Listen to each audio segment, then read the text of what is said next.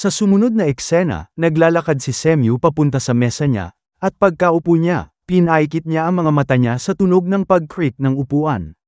Tapos, tinitignan niya ang telepono sa mesa niya na parang hinihintay yun mag-ring, at sa oras na yun, nag-ring na nga ang phone. Binati niya ang nasa kabilang linya nun, at sinabi niya na ang tinatawagan nun ay ang mga janitors. Matapos yun, tinanong siya ng mga janitors kung may pumasok na request, at sinabi niya sa mga yun na tulad ng sinasabi niya, may pumasok na request. Ilan sa mga kausap niya ay sina Zanka, Grace, at iba pang janitors, at sinabi ni Zanka na meron siyang tanong. Tinanong niya kung bakit sila meron trainee dun, at syempre ang tinutukoy niya ay ang prodigy, na si Rudo. Siya nga ang trainer nun, pero yun ay matapos yun opisyal na sumali sa mga janitors, kaya hindi pa yun isa sa kanila. Sagot naman ni Semyo na ang rason kung bakit niya tinawag si Rudo ay dahil sa nature ng request na yun. Pinaliwanag niya na sinabi ng tumawag na may isang merchant na dumadaan sa contamination zone ay inatake ng isa sa mga aberrant beasts, at kumuha yun ng importanteng cargo. Gusto daw ng tumawag na i-clean up yun ng mga janitors, at siguraduhin daw nila na ibalik ang cargo. Ang cargo daw ay isang living person na nahulog mula sa heaven, kaya nagulat ang mga janitors. Dagdag pa ni Semyo na finding another sky person one after the other ay obviously unusual daw, at napagdesisyonan na ang isang sky person tulad ni Rudo ay magiging better suited na i-handle ang matter na yun. Besides, baka makahanap din si Rudo ng clues para makabalik sa taas. Napaisip ang prodigy dahil dun, at nakita siya ni Grace na tulala. Kaya sinabi nun sa kanya NNA pretty sure yun na madami siyang iniisip, kaya siya daw ang magdesisyon kung pupunta siya o hindi. Napaisip siya habang nakatingin siya ng malalim sa gloves niya, at ayon sa kanya, hindi niya ma-handle ang power niya para magamit ang Jinky skillfully, at pwede siya maging burden muli, para lang protektahan ng lahat. Gayunpaman, kung may kahit na anong clue na makabalik sa taas, pupunta siya, at sinabi niya yun ng may determinadong look sa mukha. Mukhang nagustuhan yun ni Grace, samantalang malalim naman ang tingin ni Zanka kay Rudo. Tapos, nagsalita naman si Semyo, at ikanya napapapuntahin niya sana si Engine, pero hindi yun pwede dahil may ibang trabaho yun. Even so, narinig niyang sinabi ni Engine na nandun naman si Zanka kaya magiging okay lang ang things, kaya na-shock si Zanka dahil sa tiwala na binigay sa kanya ni Engine. Sa sumunod na eksena, dumako na tayo sa lugar kung saan ang galing ang request, at mukhang kinikilig pa rin si Zanka dahil sa sinabi ni Engine habang sinasabi niya sa mga kasama niya na may trabaho sila kaya kailangan nila gawin ang absolute best nila. Nag-roar atol ang dalang bag ni Grace, at tinanong siya ni Rudo kung wala ba siyang weapons. Sagot niya doon na meron siyang kutsilyo pang self-defense, pero madalas niyang ginagamit ang bare hands niya, at nasanay na siya doon. Tapos, sinabi ni Folo kay Rudo na merong amulet si Grace, at nagdadasal yun para sa sake ng lahat pagkabalik ng bawat trabaho, kaya natawag niya yun na nice guy, pero sinabihan siya noon na wag sabihin yun. Ayon naman kay Grace, some cheap stuff lang yun na nakuha niya mula sa stall nearby, at may isang babae sa likod nila na nagsabi na walang masama sa pagdadasal, kaya tingin niya na okay lang yun. Napatingin silang lahat sa babae, na nagpapasalamat sa kanila, habang tinatanong naman nila yun kung sino yun. Sinabi ng babae na siya ang merchant na gumawa ng request, at nandun siya para ipakita sa kanila kung nasaan ang aberrant beast. Sinabi ni Rudo na siya pala yun, at sagot niya na siya nga. Tinitigan ni Rudo ang babae, at tinanong niya yun kung sky person ba talaga ang cargo, saan niya nahanap yun, may narinig ba siya mula doon, at kung anong klaseng tao yun. Sagot ng babae na nahanap niya ang sky person by chance habang nag-transport nun goods. At tinake custody niya yun. Pero unconscious yun kaya hindi niya yun tinanong ng kahit na ano. Worried din daw siya para sa sky person, kaya gusto niya yun makuha mula sa aberrant beast as soon as possible.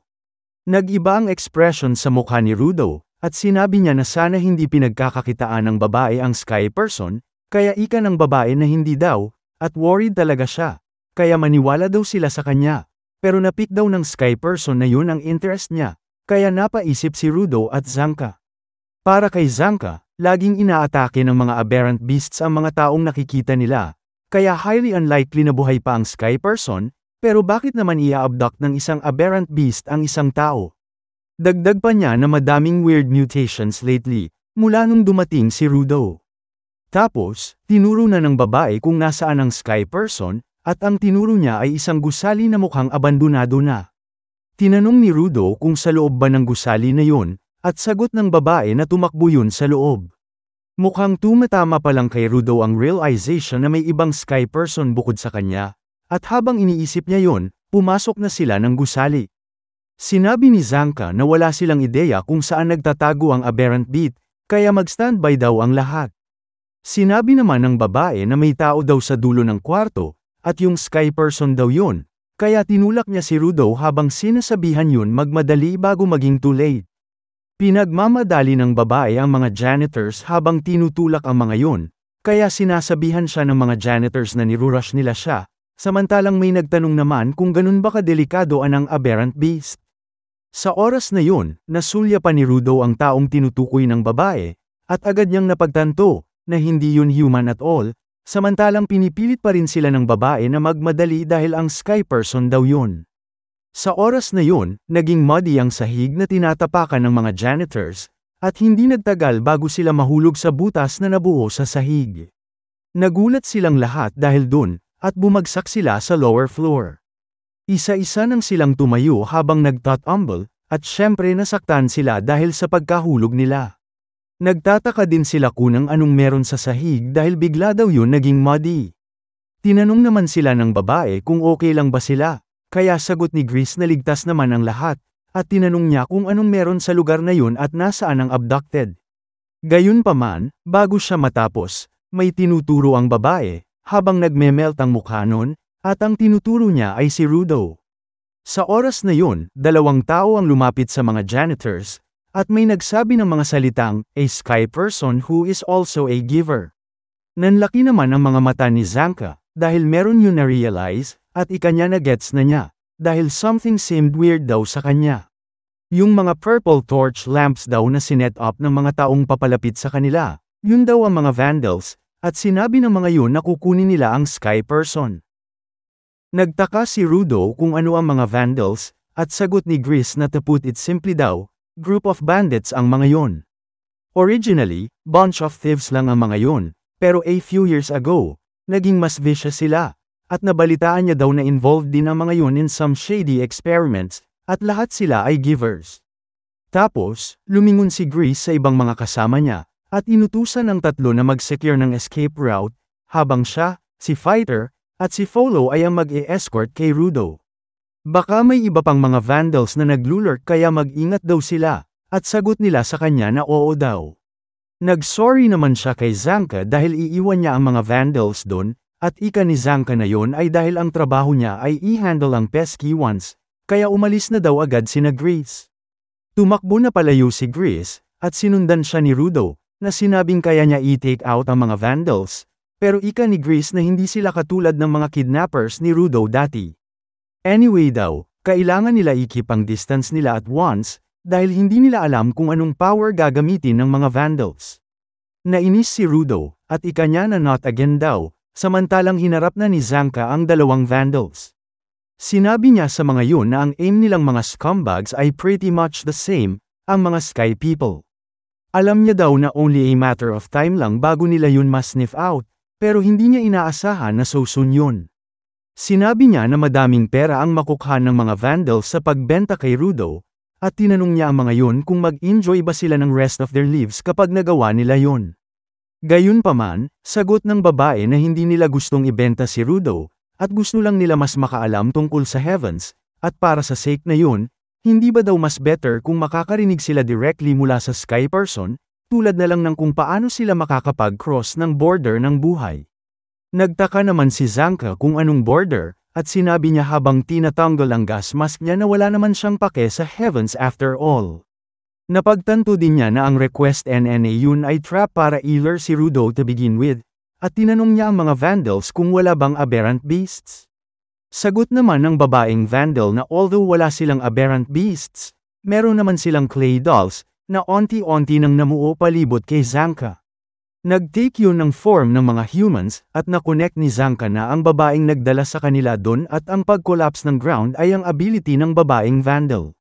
Hinigpitan na niya ang hawak sa stake niya, at ikanya na gayunpaman daw, madaling mag-get rid ang something soft tulad ng mga clay dolls, na hinampes na niya. Minumak siya ng babaeng vandal na sinabihan siya mag-ingat, dahil may real one daw, na mixed among sa mga clay dolls, at yun ang kasamahan niyang kalbong lalaki, na akmang sisipakan na si Zanka. Wala na masyadong nagawa si Zanka kundi mablock ang atake ng lalaki, pero tumalsik pa rin siya paatros. Sinabi ng lalaking vandal na ang pag-let down ng guard at pagkalimot na nag-e-exist siya, ay isang foolish na kagagawan, at habang sinasabi yun, nagsisink in siya sa loob ng katawan ng isang clay doll. Ayon naman sa babaeng vandal, hindi niya sisisihin si Zanka dahil nilalabanan nun ang mga aberrant beasts, kaya hindi yun sanay sa smaller human-like ones tulad niya. Malalim ang tingin ni Zanka sa babaeng vandal, habang patuloy niyang inaatake ang mga clay dolls.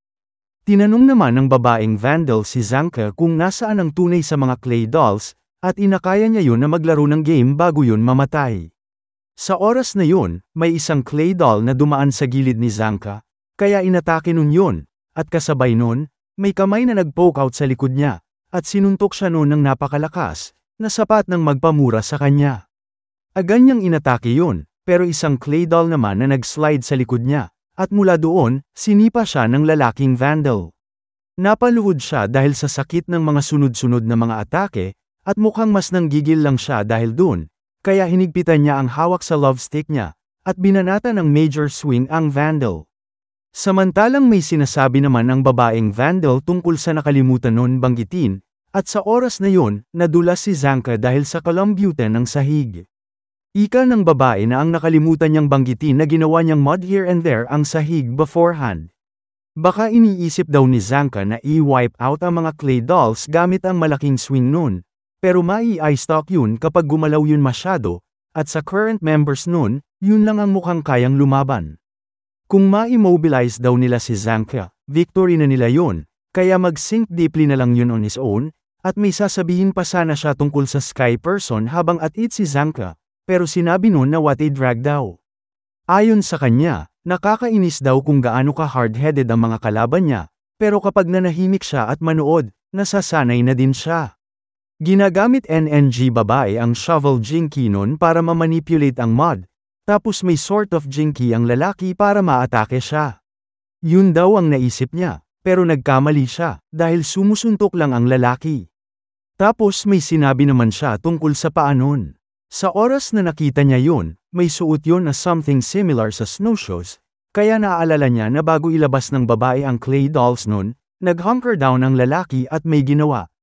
Dagdag pa niya na nabalitaan niya na pinapadali ng snowshoes ang paglakad sa unstable ground, kaya pinili siguro ng lalaki ang babae bilang accomplice para hindi yun mag-sink in sa mud. Tinawag niyang perfect match ang dalawa, at mukhang gulat na gulat sila na na-figure out na ni Zanka ang act nila. Tinanong nila kung ginagawa ba silang fools ni Zanka, dahil hindi naman magbabago ang sitwasyon nun, at in fact pa nga, mas lalala pa yun. Sagot naman ni Zanka na hindi man siya kasing experience ng dalawa sa pakikipaglaban pero alamin nila, na siya ang taong alam ang jinky niya ng mabuti. Perpekto niya daw NNA memorize ang bigat, amoy, at feel nun, at natanong niya pa yun ng tungkol sa mood nun sa araw na yun. Pinapakinggan niya din yun ng walang bigo araw-araw, at hindi nagmimintis na alagaan yun araw-araw. Alam din daw niya kung gaano karaming force para magamit yun at kung paano ang feel nun kapag swineng niya, kung saan yun tatama, kung saan yun lili-iPad, at kung saang direksyo. Nasabi niya man ang lahat ng yun, pero ang punto niya, ay kaya niya din ibaw ng jinky niya sa sahig ng napakalakas na magdudulot ng shockwave sa buong lugar. Dahil dun, nasense niya ang buong kwarto, gamit ag-static vibration sa jinky niya, at nasense niya kung nasaan ang dalawang vandals. Tapos, binanatan niya ng 1-2 punch attack ang mga vandals, na mukhang sumabog ang ulo pagkalayo niya, at sinundan pa yun ng double slashes. Sinabi niya na yun ay dahil sobrang stubborn ng mga vandals, kaya nag-get down ang mga yun sa isang suntok. Sa oras na yun, merong hooded person sa likod niya na merong deadlocks, at sinabi nun na ganun din siya. Tapos, dumako naman tayo sa mga tumatakas na janitors, at tinitignan ni Rudo ang likod nila, habang naiisip na tumigil na ang tunog. Sa oras na yun, bigla siyang bumangga kay Grease dahil hindi siya nakatingin sa harap niya. Tinatawag si Grease ng ibang mga janitors dahil may tinuturo yun sa kanya, at yun ay isang emergency exit. Binuksan na nila yun, at sinabi ni Grease na sana kaya nilang magpatuloy umakyat ng walang issues. Dagdag pa niya na hindi nila magagamit ang chokers dun, kaya umakyat na daw ang iba at magtawag ng backup, kaya tumunga ang ibang mga janitors. Sinabi ni Grease na pupuntahan niya daw si Zanka, at bigla siyang nakarinig ng yapak. Sunod-sunod ang mga yapak na papunta sa kanila, kaya naalerto si Grease at Rudo. Ika ni Grease na thank God daw dahil mukhang tapos na si Zanka na labanan ang mga vandals. Tinanong nila si Zanka kung nasaktan ba yun, at kung anong nangyari sa mga vandals. Pagod na pagod yun na hindi makasagot, at nagulat sina Rudo, Folo, at Grease, dahil din si Zanka ang pumunta sa kanila, kundi ang lalaking may dreadlocks na na-encounter nun kanina. Nakita ng lalaking yun si Rudo, at dahan-daan na tinuro ang batang prodigy. Tinanong naman ni Grease kung sino ang lalaking yun, kaya biglang nag-pause yun, at sa isang iglap, bigla yun nawala sa sight nila. Nasa likod na yun ni Rudo, sa may pintuan ng emergency exit, at sinabi nun ang mga salitang, "So it's you," na si Rudo ang kinakausap. Si Rudo daw ang sky person na giver din, at dun na na-realize ni Grease ang lalaking yun ay isang vandal, at china-charge nun ng pader, na sinundan ng malakas na pagsabog. Sa aftermath nun, sinabi ni Grease na na-block ang exit, at dahan-dahan nang lumapit ang lalaki sa tatlo. Nung nasa harap na siya ng mga yun, napamura si Folo dahil may isa nan amang bandit, at ika ng lalaki na kasama pala ng sky person ang mga janitors, at ang pag-go after sa sky person means going against the janitors. Late na daw pala siya, at dagdag pa niya na direction ally challenged siya. Kaya nung nakapunta siya doon after getting lost, may kinakalaban ng ibang mga vandals na kasama niya, at sinayang nun ang oras niya. Napagtanto ni Grease na si Zanka ang tinutukoy ng lalaki na kinakalaban ng mga kasama nun, at sinabi niya doon na may isa pang janitor kung saan yun nanggaling, kaya tinanong ng lalaki kung ano naman meron doon. Dagdag pa ng lalaki na meron daw gustong kumausap kay Rudo, na lumalayo na sa kanya. Isasama niya daw si Rudo. At habang tinatanggal ang gas mask nun, sinabi niya na hindi na nun yun kailangan dahil wala naman aberrant beasts dun. Tinanong siya ni Rudo kung anong ginawa niya sa janitor na may stick na si Zanka. Nagtaka naman ang lalaki, pero na-realize niya agad kung sino ang tinutukoy ni Rudo. Sinabi niya doon na huwag mag-alala dahil mabait naman siya sa mukhang malalakas, at pinatulog niya lang yun, hindi pinatay. Gayunpaman, ang poison niya ay naging masyadong malakas ata kay Zanka, na nakabulagta sa sahig. May ginawa siya sa mga daliri niya, na tila tumalas at naging close, at sinabi niya na kung sumama lang si Rudo, hindi yun makakaramdam ng kahit na anong sakit. Tinanong niya si Rudo kung anong desisyon nun, at sa oras na yun, kumilos na ang mga janitors, na saisapakan at hahampasin na siya gamit ang hammer. Medyo ikinagulat niya yun. Pero hindi yun naging problema dahil madali niyang naiwasan ang atake ng dalawa, at sinadya niyang magpahulog, para ma-counter niya ang dalawa, sa pamamagitan ng pagsipa sa kanila. Bumagsak ang dalawang janitors dahil dun, at nakatayo na muli ang lalaki. Sinabi ni Folo na may potential ang lalaki, habang siya ay tumatayo, pero sagot nun sa kanya na siya naman ay walang potential. Sa oras na yun, mas in-enhance na ng lalaki ang finger claws niya. Kaya tinulak ni Grease si Rudo pa atras, habang sinasabi na siguradong pro-protektahan niya ang comrades niya. Walang nagawa si Rudo, at dagdag pa ni Grease kahit anuman ang kalaban ng mga kakampi niya, no matter ang worth nun, pro-protektahan niya ang mga yun. Ayon naman sa lalaki, pretty sure siyang nabalitaan niya na merong nobody sa mga janitors, na tinatawag na supporters o anuman. Dahil dun, paasar niyang tinanong kung nobody ba ang promoprotekta sa mga janitors. Nagharap na si Grease at ang lalaki, samantalang tinawag naman ni Rudo si Grease, kaya napatingin si Folo dun. Tinanong ni Rudo kung hindi ba daw mag-retreat si Grease dahil bare-handed yun laban sa claws ng lalaki.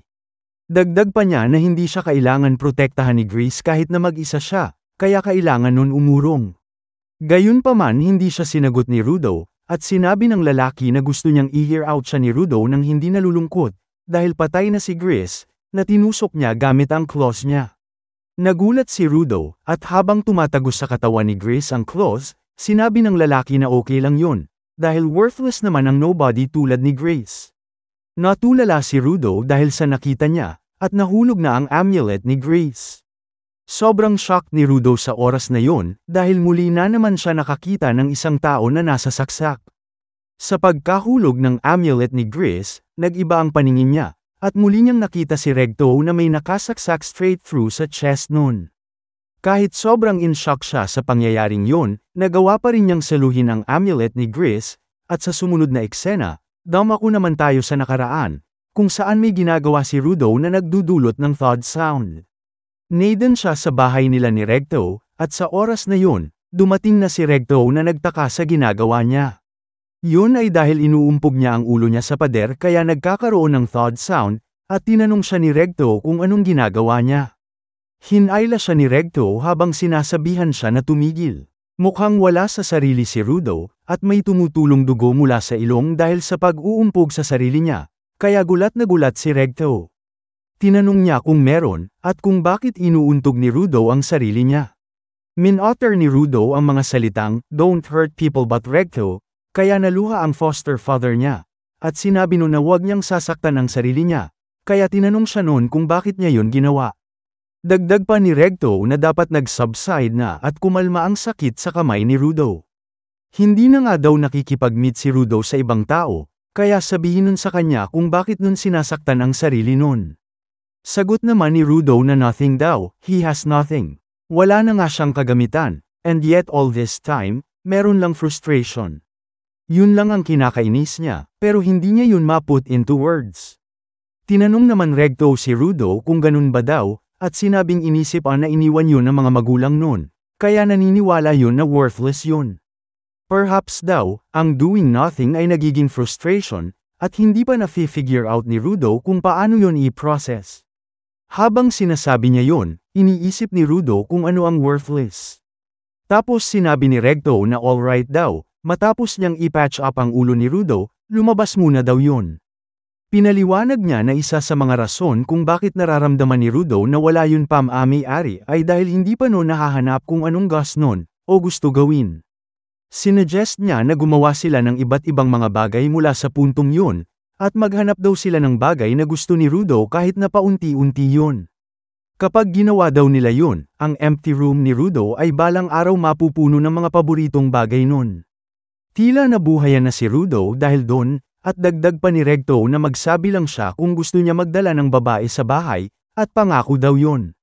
Sa sumunod na eksena, lumabas na si Regto at Rudo, at sinagtagal unti-unti nang napupuno ng mga bagay ang kwarto ni Rudo, tulad ng mga libro. Naglaro din silang dalawa ng soccer, at sinubukan magluto, pero dahil sa sobrang lakas niya, hindi lang ang pagkain na hiwa niya, kundi ang chopping board din. Napaisip naman si Regto, at sinabi niya na hindi naman daw uninterested si Rudo sa ginagawa nila, pero hindi lang no nararamdaman na, this is it, samantalang mukha naman clueless si Rudo. Dagdag pa ni Regto na unang araw lang naman yun after all, at tingin niya na simula pa lang yun, at sa oras na yun, may nakita si Rudo. Meron siyang tinuro kay Regto, at tinanong niya yun kung ano yun. Sagot ng foster parent niya na civilian yun na nagtatapo ng basura, at base sa titig ni Rudo, mukhang nagkaroon siya ng interest dun. Biglang tumakbo papunta sa basura si Rudo, kaya nagtataka naman si Regto. Hindi niya nagegets kung bakit kinukuha ni Rudo ang basura, pero mukhang tuwang-tuwa naman ang bata dun. Tinanong ni Regto kung what's up daw, dahil sa biglaang pagpapakita ng interest ni Rudo sa basura, pero tila bigla siyang tinamaan ng realization. Bumubuhos ang luha ni Rudo habang hawak ang basura na mukhang ulo ng mannequin. Tinanong siya ni Regto kung may naramdaman ba siya, at sagot niya na hindi siya makapaniwala na tinapo na lang yun, slightly broken lang naman yun. Hindi pa nga daw yun tapos gawin, kaya kawawa naman yun, at sinabi niya na gusto niya yun ayusin. Napagtanto naman ni Regto na hindi lang self-projection ang ginagawa ni Rudo, dahil nakakahanap din yun ng halaga, sa mga bagay na tinapon na, o sa ibang salita, one man's trash, another man's treasure. Tapos, bumalik na tayo sa kasalukuyan, kung saan ginagamit na ni Rudo ang powers niya sa amulet ni Grace, at meron siyang gigil na look sa mukha niya. Nagulat naman ang lalaki, at sinabi ni Grace na pinapaliwanag daw nun kung bakit hindi makagamit ng Jinky si Rudo nung nakaraan. Natatawa niyang sinabi na mali sila, dahil ang ability ni Rudo ay hindi the power to turn anything he touches into a jinky, kundi ang kapangyarihan na i-draw out to the fullest ang value ng kahit na anong hinahawakan niya. Sa oras na yun nabiyak na ang amulet ni Gris, at na-draw out niya ang value nun para gamitin laban sa lalaki. Matapos mag-transform ng amulet ni Gris, nanlaki ang mga mata ng naka-dreadlocks dito. Kita ang galit sa mukha ni Rudo, habang yung lalaking ito ay napakomento lang na sobrang angas ng kanyang kapangyarihan. Manghang-mangha nitong tinanong kung ayun ba yung jinky niya, at sinabi na wala siyang ideya kung ano ang kaya nung gawin o ano yung ginagawa nun. Sa sobrang excited nito ay napapakagat pa ito ng labi at naglalaway. Agad namang nilapitan ni Folo si Gris at sinabihan na kumapit lang ito, pero patuloy alang ang paglabas ng dugo nun sa kanyang sugat. Tinitigan ni Rudo ang kaibigan niya na ito, at pagkapikit niya ay sinabi niya dito na naaalala niya ang kanyang roots dahil dito. Inulit niya yung tanong nito kung ano ba yung originally na gusto niyang gawin, at sinabi na kung hindi dahil sa mga salita nito, sobrang nag-iinit na daw sana ang kanyang ulo as usual, at walang iyong kakalabasan. Gayunpaman daw, hindi na daw yun mangyayari. Nanlisik ang mga mata ni Rudo at habang itinuturo yung kalaban at seryosong sinabi na tinatanggihan niya ang lahat ng sinabi nito, at tinatanggap niya ang lahat ng tinatanggihan nito. Nang dahil daw dun, bubugbugin niya yung lalaking ito hanggang sa mawala ng malay. Napalingon si Gris nang marinig yun, habang si Folo ay nakaramdam ng pagkabahala. Napakomento naman yung kalaban nila na sobrang pissed na niya. Dahan-dahan itong lumapit kay Rudo at sinabi na mabuti yun. Gusto daw nito ang mga lalaking may malakas na will upang makipaglaban, at mga makapangyarihang givers. Iniangat nito ang kanyang claws, at ipinakilala ang kanyang sarili bilang si Jabber Wongar. Gusto daw nitong makipaglaro sa kanya, bago siya nito iuwi. Itinuro siya nito at tinanong kung ano ang kanyang pangalan, kung saan naiinis niya naman yung sinagot, habang tinatawag itong fucking bastard.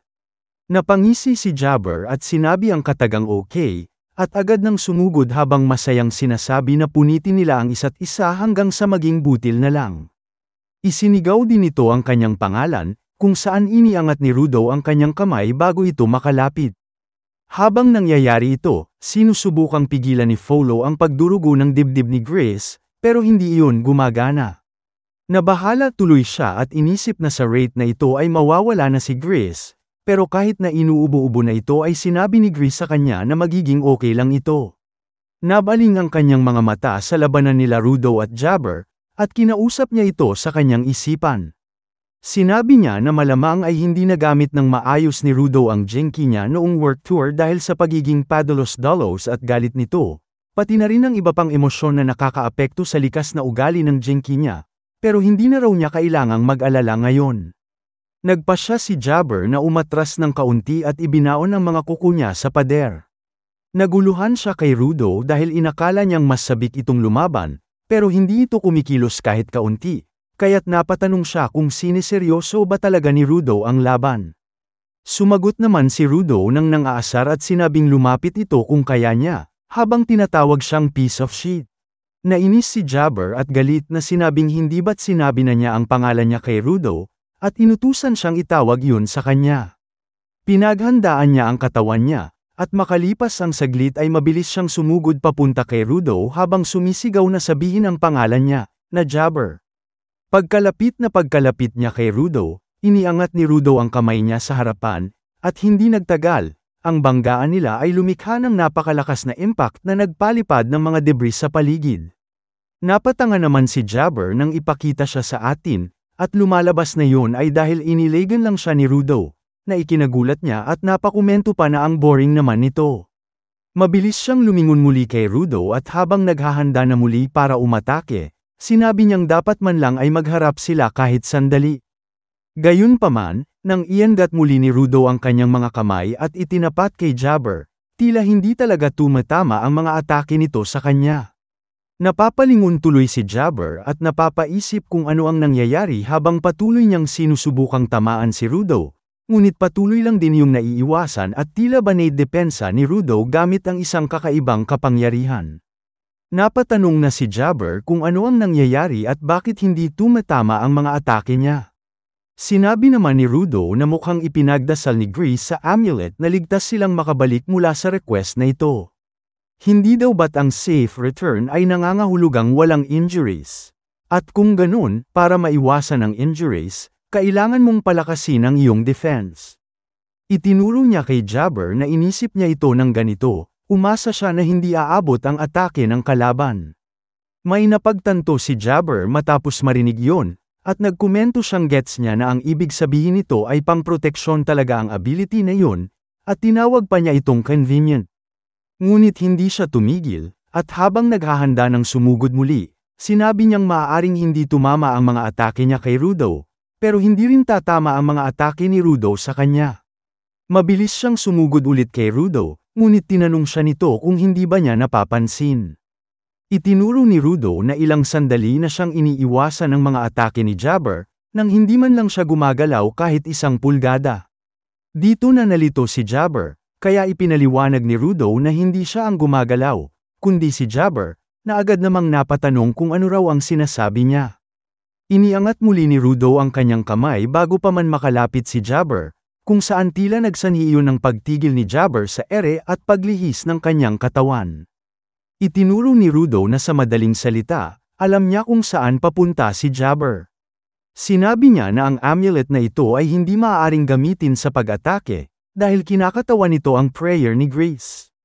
Habang naghahanda ng sumuntok, idinagdag pa niya na kaya nga gagamitin niya ang sandata ni Grace at babanatan si Jabber gamit ang kanyang kamao. Hindi na napigilan ni Jabber ang sarili niyang katawan at kusang lumapit yun sa kamao ni Rudo, dahilan para madali siyang tamaan ng isang solidong right hook na yumanig sa mga utak ni Jabber. Napa-atras si Jabber matapos niyang matanggap yung suntok ni Rudo, pero nagawa niya pa ring maplanta ang kanyang mga paa habang napa-atras. Pag-angat ni Jabber ng mukha niya ay nagsimulang dumyugo ang kanyang ilong dahil sa natamo niyang suntok. Nakita niya yung gigil sa mukha ni Rudo nang gawin niya yung ataking yon, kaya napangiti itong si Jabber at natuwa. Tinanong siya nito kung nagawa ba niya itong mapagalaw. Pinoint nito na meron siyang menacing look at yung abilidad na nagle lead sa kanya, pero ginagamit niya peren daw dito ang kanyang mga kamao. Matapos nitong panasan ang kanyang nagdurugong ilong, sinabi din nito na isa siyang tunay na pain in the ass. Pinoint ni Rudo na sinabi ni Jabber kanina na gusto nitong makipaglaro sa kanya bago siya iuwi, at nagkomento na kung ganun, sasamahan niya ito hanggang sa mabasag na lang siya, habang tinatawag itong fucking bastard. Kalma namang tinanong ni Jabber kung hindi ba siya marunong magsalita nang hindi dinadagdagan ng mga salitang fucking bastard. Pagkatapos nun, napagtanto niyang siya ang nabubugbog ng isang panig, at tinanong niya kung wala bang konsensya si Rudo sa pananakit ng kapwa, na sinagot naman ni Rudo ng, hindi kung siya. Pagkarinig nun, biglang sumugod si Jabber habang may nakakakilabot na tono at sinabing mabuti kung ganun. Gayunpaman, nangyari lang ang nangyari kanina. Mabilis na kumilos si Rudo, iniangat niya ang kanyang kamay at iwinasiwas pababa, dahilan para sumunod ang katawan ni Jabber sa galaw, at nagbukas ng butas para masuntok siya ng malakas gamit ang kanang kamao. Kahit ganun, nagawa pa rin ni Jabber na ngumiti habang umuubo ng dugo at gumugulong sa sahig. Pinilit niyang huwag tuluyang tumalsik, at agad niyang iniunat ang kanyang claws. Walang kahirap-hirap niyang hiniwa ang isang haligi, at pag-ikot niya ng katawan, sinipa niya ang maliliit na bahagi nito upang magliparan papunta kay Rudo. Napilitang samalag si Rudo gamit ang mga braso niya, pero wala sa mga iyon ang tumama sa kanya. Lumabas na diversion lang pala yon, at ginamit ni Jabber ang isang malaking debris para pagtaguan ang sarili. Pero nang subukan niyang umatake mula sa gilid, agad siyang na-detect ng amulet, at ginabayan nito si Rudo upang gamitin ang kapangyarihan papunta sa kanya.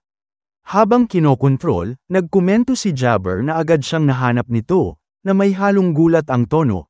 Paglapit niya, muling nagpadala si Rudo ng isang solidong suntok na nagpabaon sa katawan ni Jabber sa lupa, dahilan para mawasak ito. Nag-ipon ng usok sa paligid, at nang lumino na ito, lumitaw na conscious pa rin si Jabber. Nagawa niyang umatras at gumawa ng distansya mula kay Rudo.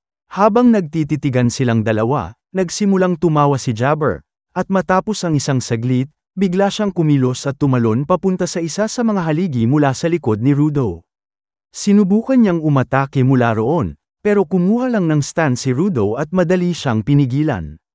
Paulit-ulit niyang sinubukang gamitin ang bilis niya, pero wala ring epekto dahil patuloy na kinokontrol ni Rudo ang katawan niya at pinipilit siyang mag-iwan ng butas.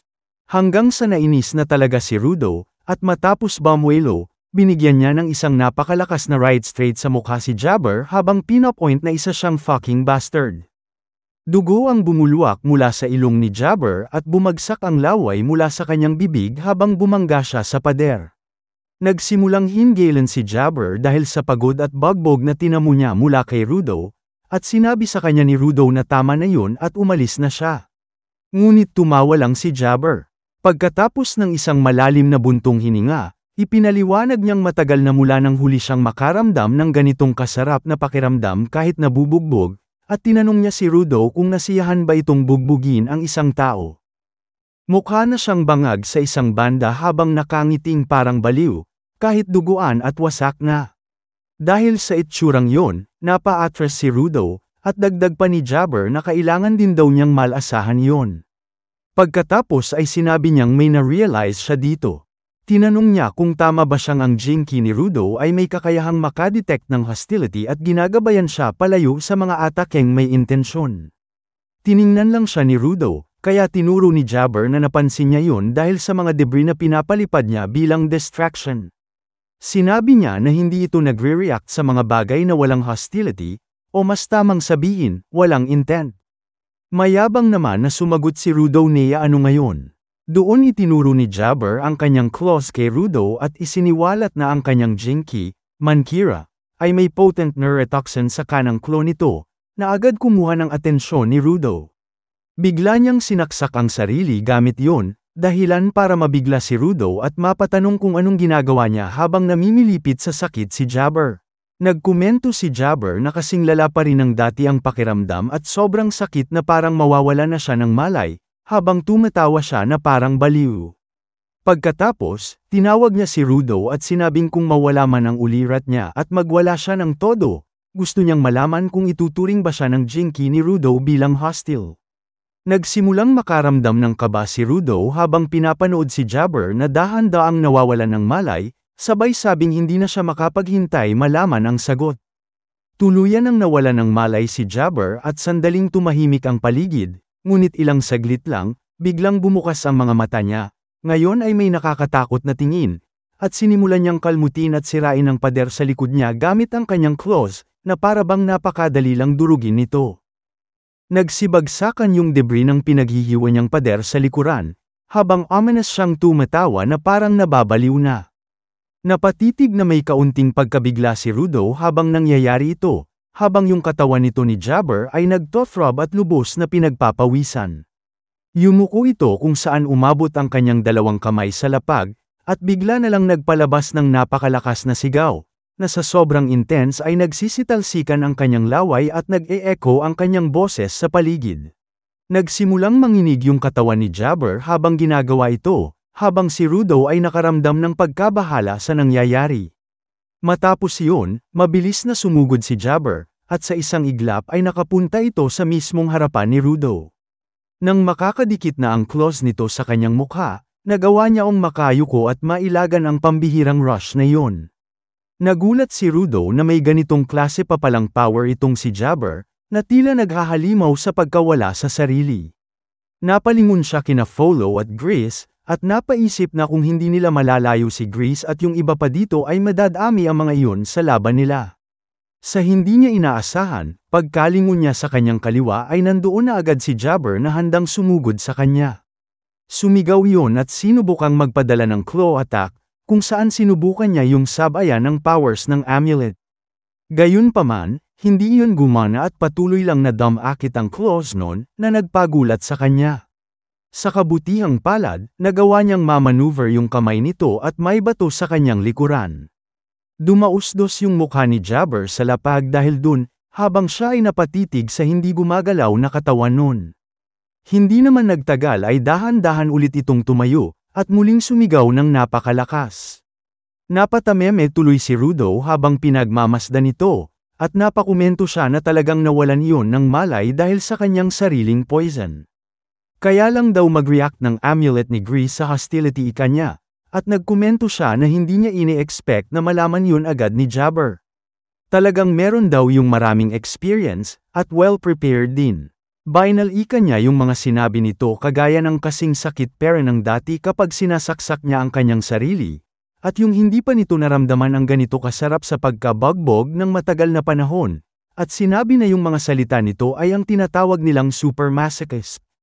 May naalala siya dito na eksena kung saan habang sinisipa-sipa siya ng bully niya, tinatanong siya nito habang tinatawag siyang kriminal kung isa ba siyang super masochist dahil hindi siya lumalaban. Tinanong niya tuloy pagka-uwi niya kay Recto kung ano ba yung super masochist, na nagpataka at nagpagulat dun. Bumalik na tayo agad sa kasalukuyan kung saan sumugod ng muli ang nagwawalang katawan ni Jabber sa kanya. At habang pasugad yun ay nagkomento siya na hindi siya sigurado kung papaano talunin ang isang super masochist. Mabilis na pinaghihiwa ni Jabber ang mga nakapaligid na pillars sa kanila, at tumalon-talon sa mga malalaking debris upang masubukang lituhin si Rudo. Pagkarating nito sa isang mataas na debris, nag-pounce ito papunta kay Rudo, pero buti na lang ay nakaslide out siya sa lalandingan nito. Kaso nga lang, habang nasa ere-parent siya ay sumugod muli si Jabber at pinadalhan siya ng claw attacks, na nagpapilit sa kanya na ay pangsalag ang limbs ng amulet. Sa isang iglap, nagkaroon ng butas ang depensa ni Rudo, at dahil doon ay agad iyong kinuha ni Jabber. Sinubukan nitong itusok sa kanya ang claws nito, at dahil naisip niya na wala na siyang magagawa, naghanda na lang siya na tanggapin ang atake na ito. Bigla namang may lumipad na stick papunta sa kanilang dalawa, at malakas nitong ibinaon sa lapag si Jabber. Napatigil yung katawan ni Jabber sa paggalaw habang si Rudo ay nagulat sa pangyayaring yun. Nang tignan niya yung stick, na-realize niya kung kaninong weapon, o jinky ito. Dumating naman doon ang kaninag sedated ng poison ni Jabber na si Zanka, at kahit na hirap ito sa paglalakad, naiirita niyang sinabi na sobrang na-piss off siya sa naka-dreadlocks na ito. Papaano daw nito nagagawang makipaglaro sa pipsqueak na si Rudo nang hindi pa siya nito natatalo? Galit niyang inutos kay Rudo na umalis siya doon at kinakailangan niya daw turuan ng leksyon si Jabber. Nanlaki ang mga mata ni Rudo sa biglaang pagdating ni Zanka dito. Hindi naman nagtagal, sumunod si Rudo dito at mabilis na umalis sa harapan ni Jabber at pumunta sa kabilang side ng pillar kung nasaan nakadantay si Zanka. Nagkomento siya na mukhang buhay pa ito, pero mukhang hindi na okay ang katawan. Ano naman daw ba yung pinagsasabi niya, tanong ni Zanka, at pinpoint na fit as a fiddle naman ang pakiramdam niya. Huwag niya daw tangkaing maliitin ang isang ordinaryong tao, habang tinatawag siya nitong genius. Sumunod noon, nagkomento ito na mukhang sa wakas ay kaya niya nang gumamit ng isang jinky ng maayos. Sobrang cool daw ng itsura ng squid-looking thing na nasa likod niya anya nito. Na-fluster naman ng kaunti si Rudo nang marinig yun, pero sinabi niya na hindi na gumagana ngayon yung ability ng amulet dahil tuluyan na daw nawala sa sarili si Jabber, at ang tanging nagagawa niya na lang daw ngayon ay iwasan yun. Napaisip si Zanka sa kung ano kaya yung gagawin nila nang marinig yun, at napatanong kung hindi ba't nagre-react lang yung squid thing na yun sa hostility, at sumagot naman siya ng oo at napatanong kung papaano nito iyon nalaman. Ipinaliwanag niya naman na habang hirap na hirap siyang naglakad papunta sa labanan nila, inanalyze niya daw yung battle nila upang makita kung papaano siya makipaglaban, since ito din naman daw ang in charge sa pagtuturo sa kanya. Pinpoint nito sa kanya ang sitwasyon nila na hindi niya kayang umatake gamit ang kanyang weapon, habang ito ay hindi ganung makagalaw dahil sa neurotoxin na nilagay ni Jabber dito. Hindi nagtagal, may naisip itong plano at agad na tinawag si Rudo. Inutos nito sa kanya na hayaan niya itong hampasin siya, na nagpawindang naman sa kanya at nagpataka. Ipinaliwanag nito na may susubukan lang siya at isang beses lang naman daw siya nito tatamaan, na naiiritang nagpatanong sa kanya kung ano ba yung pinagsasabi nito.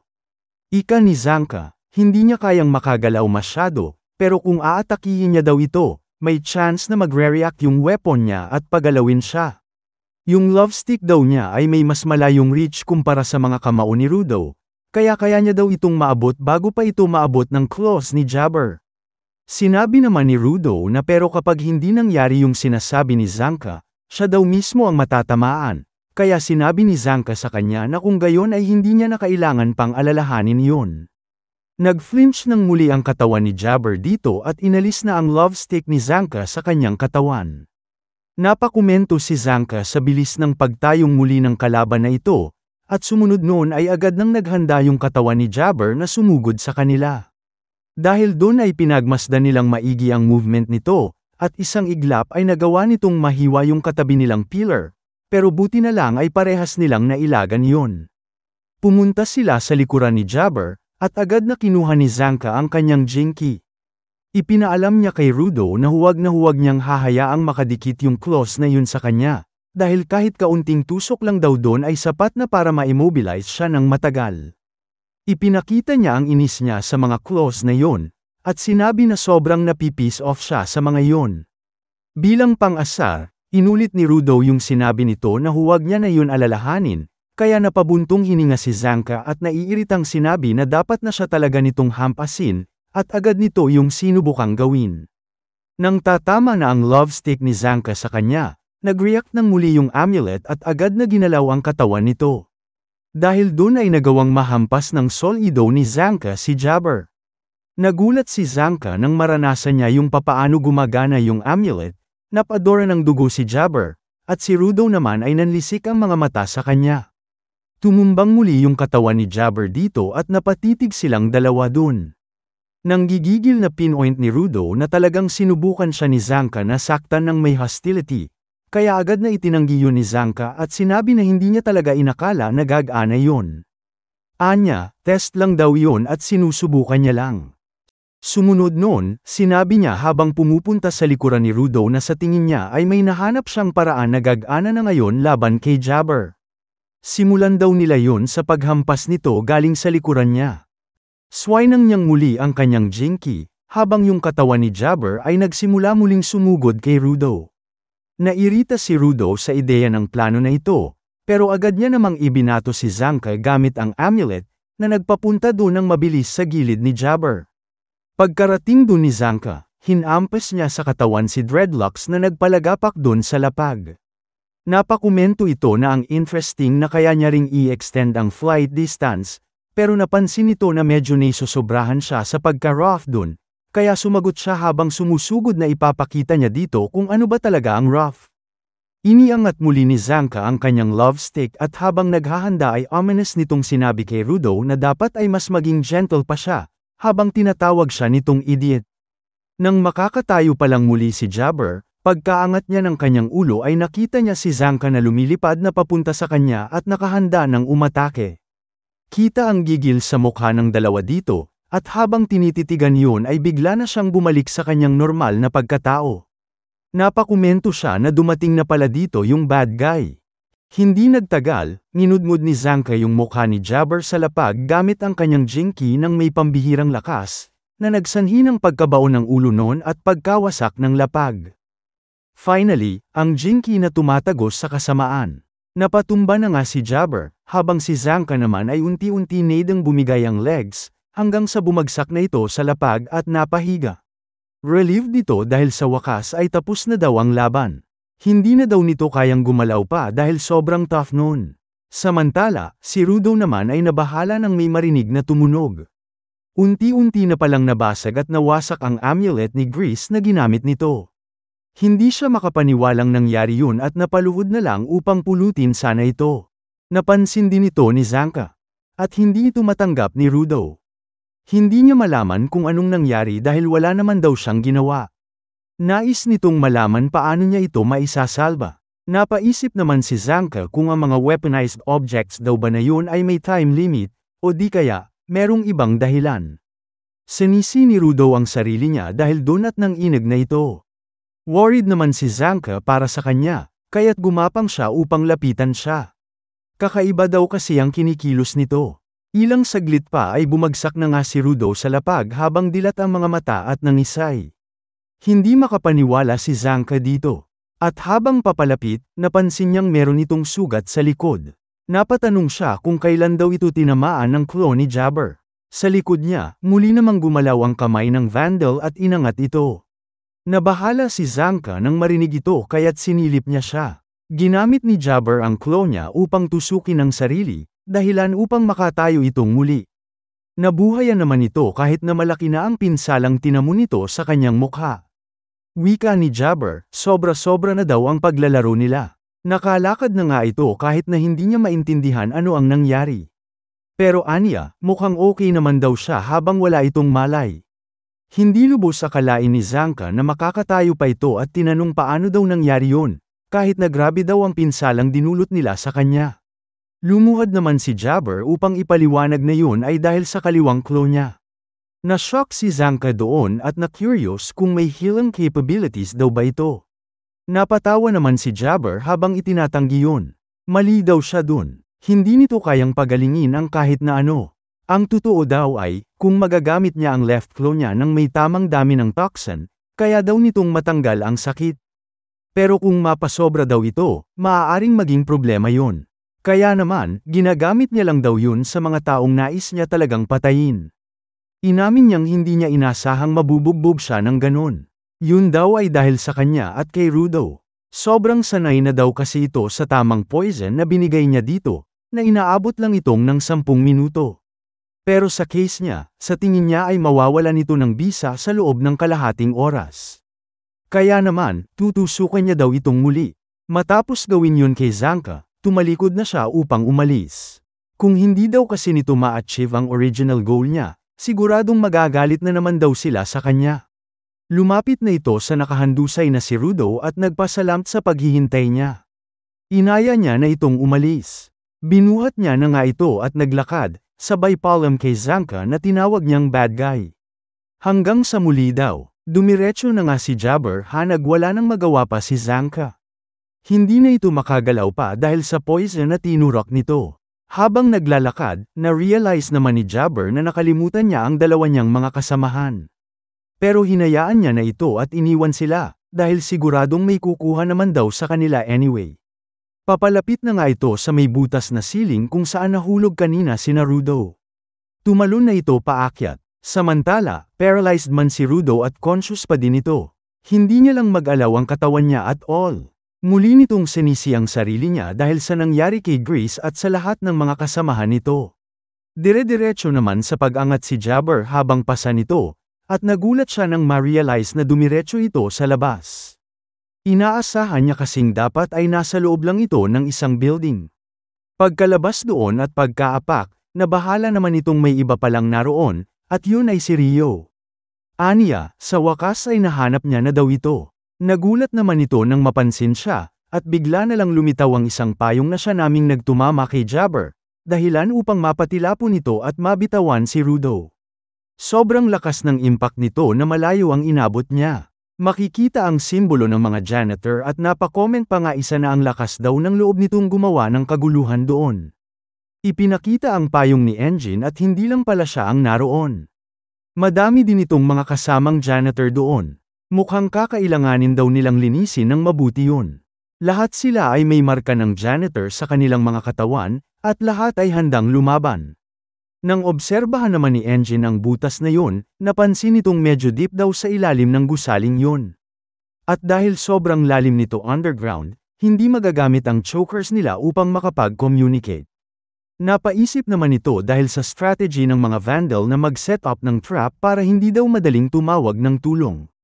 Napaka-typical daw nito para sa isang masamang tao. Habang nasa itaas, hinawakan nito ang isa sa mga supporter sa balikat. In-appreciate niya ito dahil kung hindi daw sa mga gaya nila na gumawa ng paraan upang makahanap ng phone malapit sa bayan upang humingi ng tulong, malamang ay hindi nila malalaman ang kaganapan na yun. Sagot naman nitong sina Grease at ang iba pa daw nilang kasamahan ay naroon pa. Nabahala naman ito kung nawala na ba sila. Gayunpaman, sinabihan siya nitong huwag daw mag-alala dahil hindi naman daw sila ganun kahihina. Inutusan niya itong dalhin ng iba upang tulungan sila. At hindi na nakasagot pa ito at sumunod na lang. Samantala, nakatayo pa din si Jabber sa gilid at makikita ang pinsala na tinamo ng pader kung saan ito tumama. Napangiti lang ito nang makita ang napakaraming mukhang malalakas na kalalakihan. At dahil bagbog na daw ito, tinitignan nila siya na parang piece of trash. Inamin naman itong dahil doon ay na-arouse siya. Hindi naman nila inasahan ang sinabi nito. Tanong naman ni Engine kay Rudo kung yun daw ba ang kinalaban nito all this time. Tinawag niya itong crazy guy. Hindi naman makasagot ng ayos si Rudo dito. Pero giit ni Rio, mas okay pa daw ang itsura nito kesa sa inasahan niya. Natuwa naman siya dahil doon. Subalit nagtaka naman ang kasama nito ano ang pinagsasabi niya. Mukhang hirap na daw kasing huminga si Rudo. Galit na galit naman ang isa pa at hindi daw nila mapapatawad ito. Hindi siya makapaniwalang nagawa niya yun sa isa sa mga kasamahan nila. Pinatahimik naman sila dahil marami daw katanungan si Engine para sa kanya. Ngunit huwag niya daw asahang magiging madali na makabalik sa hole na yun matapos nitong gumawa ng problem para sa mga janitors. Alam naman ni Jabber na bad situation na ito. Kailangan niya ng tumakbo at tumakas, or else mawawala na ito ng kalayaan. Kailangan daw nitong makaisip ng escape plan. Gayunpaman, humakbang ito at sinabing, may utos din daw sa kanya. Meron siyang misyon at yun ay ang dalhin ng Sky Person. Ginamit naman itong muli ang Jinky niya at sinabing, meron man daw siyang overwhelming desire upang tumakbo, pero kahit na ganun, wala na daw siyang pake kung manalo siya o matalo pa at mamatay. Hindi daw siya pwedeng makabalik hanggang hindi nito nagagawa ang misyon niya. Pumosisyon na nga ito upang umatake at all fired up na ito upang lumaban. Ngunit may bigla na lang sumunggab dito mula sa likod, bagay na ikinagulat ni Engine. Hindi rin ito inasahan ni Jabber pero wika nang dumating, oras na daw. Kailangan na daw nilang bumalik. Nakilala niya naman ito bilang si Kutoni. Sagot nitong hayaan niya na daw siya dun at hindi pa siya babalik. Hindi ba't kailangan daw nitong dalhin ang Sky Person kasama niya? Pero sagot ni Kutoni na tapos na daw ang oras niya. Dagdag pa niya, ang mga alipors daw ay hadlang doon. Kaya naman, bumalik na sila. Napaisip naman si Engine kung saan nanggaling ang babaeng yun dahil hindi nila napansin ito. Hindi naman matanggap ni Jabber ang sinasabi nito. Hindi niya kayang iwan lang nang hindi pa natatapos ang mission niya. Tigilan daw nito ang pakikialam at hindi pa siya tapos maglaro. Pero bamulong lang si Kutoni ditong, ang boss daw nila ay nakangiti from ear to ear. Napatigil naman si Jabber at kumalma nang marinig yun. Mukhang masaya ito dahil doon at napa-ops na lang. Oras na nga daw para doon. Kaya naman, humingi ito ng paumanhin sa kanila at kailangan na daw niyang umalis. Sayang daw, nang bitawan ito ni Kutoni, makikita naman kung saan siya nanggaling. Hindi inasahan ni Rio nang makita ang manhole sa pader. Bago umalis, sinabi ni Jabber kay Rudo na hindi niya daw naisip na sobrang mage enjoy siyang makipaglaro dito, kahit na Sky Person siya. Ngunit alam niyang wala pa itong malay dahil sa poison niya, kaya naman, ipinasabi niya na lang ito sa mga kasamahan niya. Gumalaw naman at gumawa ng ingay si Rudo sa inis. Bigla itong sumigaw at tinawag siyang shitty bastard. Pilit naman itong tumatayo dahil hindi pa daw sila tapos dun. Nagulat naman si Jabber na may malay pa din ito matapos malason. Giit ni Rudo, hanggat hindi ito nakakapagbayad para sa ginawa nito kay Gris, hindi pa daw sila tapos.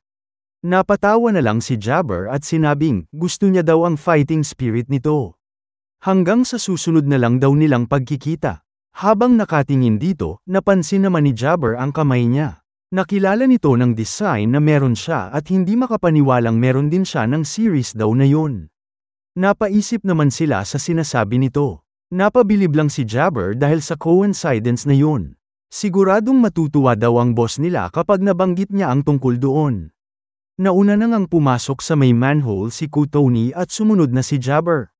Giit nito, wala lang daw siyang choice this time, pero siguradong babalik daw ito para sa kanya. Kaya naman, dapat ay handa na daw ito sa susunod. Pinayuhan niya na pahalagahan yun ng maigi, at sa susunod ay maglalaro ulit sila. Dumiretso na nga ito sa loob at bigla na lang sumara ang manhole na yun, at naglaho na lang bigla.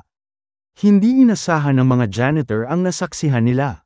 Samantala, na-curious naman si Rudo sa pinagsasabi nito at napatitig na lang sa kamay niya. Ano kaya ang tinutukoy nitong series? Ilang saglit pa, na-rescue na mula sa ilalim ang mga janitors at supporters. Nakaupo lang sa gilid si Zanka at halatang apektado pa ng lason, habang inihiga nila sa stretcher si Gris. Dali-dali namang lumapit dito si Rudo at tinawag siya. Nang makita ang malubha nitong lagay, hindi mapigilan ni Rudo ang mag-worry. Humingi ito ng tawad dahil nasira niya daw ang amulet niya. Pilit naman itong sumagot at sinabing, sobrang halaga daw sa kanya ng bagay na yun. Kaya naman, masaya daw ito na nakatulong yun sa kanya. Ngumiti naman ito at na-shock si Rudo nang purihin siya nito ng well done. Pagkabalik nila sa headquarters, nasa labas lang muna si Rudo nakatambay. Habang nakaupo at nakayuko lang, may dumating naman upang samahan nito. At yun ay si Engine na tinanong, ano daw ang meron at tila hindi ito masaya. Dagdag niya, narinig daw nitong kaya niya nang gumamit ng Jinky ng husto ngayon. Not bad, comment nito. May sasabihin pa sana siya, pero biglang sinabi ni Rudo na nadali daw si Grace. Anong klase daw ba ng mukha ang nais nitong gawin niya? Inalala nitong sa taas, hindi niya matulungan ang taong tumulong sa kanya. Ganun din daw doon sa abyss. Hindi nito matanggap na paulit-ulit lang nangyayari yun, kahit na sa tingin niya ay nagbago na siya o nagkaroon ng progress. Mukhang hindi na daw talaga ito magbabago pa, at nainis. Napatahimik naman si Engine bago sumagot na, handa daw si Grace. Willing ito na ilagay ang buhay on the line para sa mga kasamahan nito. Dagdag niya, prinutektahan daw siya nito, hindi daw dahil isa siyang sky person.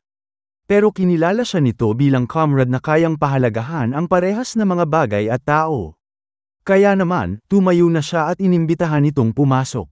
Magpakita na daw siya kay Grace. Hindi naman agad sumunod si Rudo dito. Gayunpaman, laking gulat nito nang pumasok sa kwarto kung nandoon si Grace.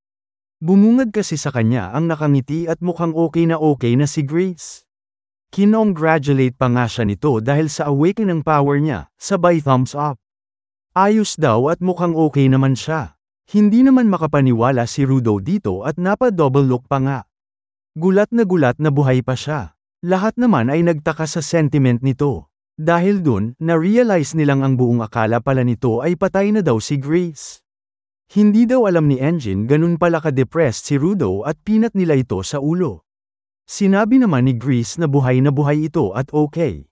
Huwag daw niyang patayin siya on his own. Nainis naman si Rudo dahil ang totoo ay nalito daw siya. Ang sinabi daw kasi sa kanya ay malubha itong nasugatan, kaya naman ang buong akala niya ay patay na siya. Sagot naman itong salamat daw yun sa medical team ng mga janitor. At isa daw sa kanila, ay ang babaeng nasa tabi nito na nag-take part actively. Ipinakilala niya ito bilang si Asia Stilza, ang tanging healer gives sa mga janitor. Nahiya naman ito dahil dun.